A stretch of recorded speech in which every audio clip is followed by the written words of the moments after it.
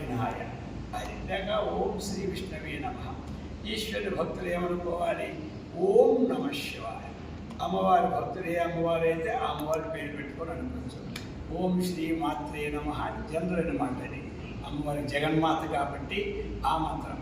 ఆ ఉపాసకుల్లో కొంతమందికి నేను చేసే ఉపాసన దేవతకి ఇదంతా తెలియదు అనుమానం కొంతమందికి.